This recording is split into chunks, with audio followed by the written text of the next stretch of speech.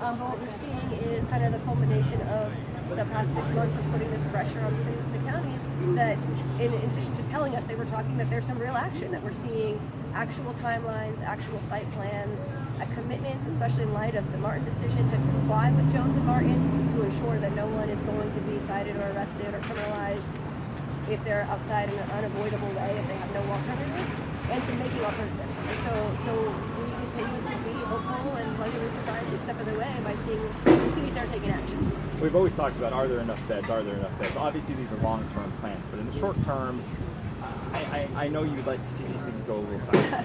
So would I love to see hundreds of beds open today? Absolutely. And there are certainly ways where it might be possible to do something immediate. But looking at the history of Orange County and the 30 years of neglect and the grand jury report after grand jury report, we're seeing for the first time commitments to open things within 30 days, 45 days, 60 days, even the ones that are saying 4 months, that is a real significant change in the tone and in the plan from what anything we've ever seen before. And it really gives us a place to be hopeful. What is next for you as you wait this 30-day settlement period, 45-day settlement period? So I think with each of the, during these settlements, with each of the cities and with the county, hopefully by this afternoon, we're in a place where we're telling the court that we are confident that we can reach a settlement, that we are seeing the type of progress that would get what we need in place, which is procedures, due process, ensuring people have a way to get into shelters and a way to have a fair process if they're being evicted from shelters, that beds are coming online and that criminalizing isn't happening in the meantime. But we certainly have to hammer out the details on paper. And so there'll be a lot of meeting with the entities to do that. At the end of this, Judge Carter brought up the fact that none of these plans are for anything in South County. And I realize they're not named explicitly in those lawsuits, but is that a focus of yours? Have you thought about that? So we of course think about South County all the time. We have not named them yet. We certainly did detail some of their actions in our amended complaint and some of our concerns about their housing elements.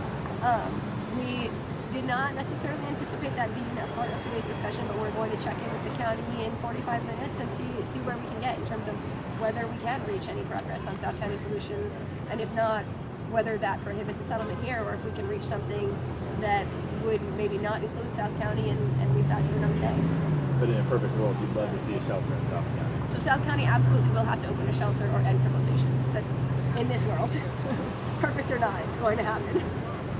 Perfect. Expert, thank you. Can I ask you a quick hypothetical? Yes. What if you do wrap up North County? These Mayor Taylor. add them Nice to see you. to the legislation, rescue. bring them in the court, and then with the Chris and I were laughing. I couldn't even dare getting out on a surfboard right now. So I think we're certainly engaging in conversation with the county about what sheriffs can and can't do under the Constitution, even when they're contracted law enforcement, and how that may impact some of the cities. And then there's of course kind of an abundance of reasons to consider in terms of when litigation is the right solution and when it isn't, and how and when to use litigation. But if they continue to be so troubled, And so Hey, there's- Tom. that may end Mayor. up just being litigation. It certainly might. Mayor, big steps today. For the city of Anaheim, just kind of detail a little bit about the solution, the settlement you're Maybe they don't reaching deserve to be a in part of that solution. It needs to be the next Okay, case. this is a big step. The city of Anaheim has settled with And it's absolutely a possibility that, and there are kind of some broader and different claims that we have brought up some in this, but are going to apply to South County. There's a lot more concern about potentially fraudulent housing elements, about filing with the state to get state funding that maybe they were not entitled to if This they is a didn't big day for actually have Anaheim. the It's available really beds they claim. stating that the And so status quo those is not certainly claims acceptable.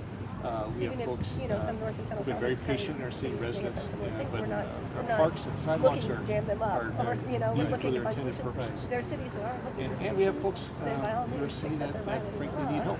We will be And as a investigating city, that as a and society, we potentially, need to help in San those Clemente, that put a shelter there over was people's certain heads. It's things not that right that they're people are sleeping in the open. So today it all came together.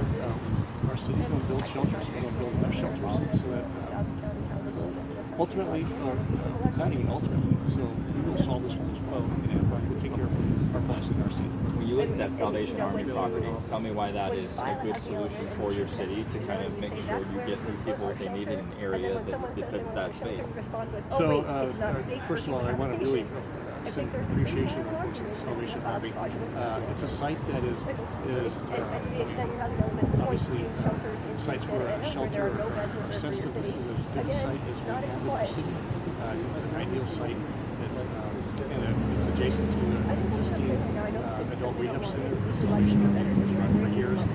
Most people with really no impact on the surrounding. So having this built to the side is really Judge Carter made it clear that if these moves were not made today, there would be litigation. To avoid litigation and the length and cost of that, you look at the other cities that surround you also stepped up to make these moves. I mean, was litigation really the determining fact that you didn't want to go down that road? Well, certainly we want to solve the problem, and it was very good that we had a judge that was pushing all the cities, pushing everyone to work together, and saying, we need to get this done, and put a timeline on it. So sometimes a timeline is a really great thing. It makes much more sense to actually build shelters and spend that money on litigation, paying a lot of lawyers, and have a lot of meetings, all that stuff. So rather than talking about doing things or fighting about doing things, we're actually going to do stuff. We're going to get beds put in place and get people who need our help in shelters. There's been a lot of talk about South County. We've seen now, North Spa, if you will, Anaheim, Santa Ana, all kind of stepping up to the plate. Even though they're not named in that lawsuit, would you like to see your counterparts in South County offer some help in solving the countywide issue? Well, I think everybody needs to do their part in this county and the state. And Anaheim is saying we're going to take care of the folks in Anaheim. And so I imagine this process will cities throughout the county will ultimately get to that point where take care of the homeless population. Anything else to add, sir? You're good. Thanks. Appreciate it.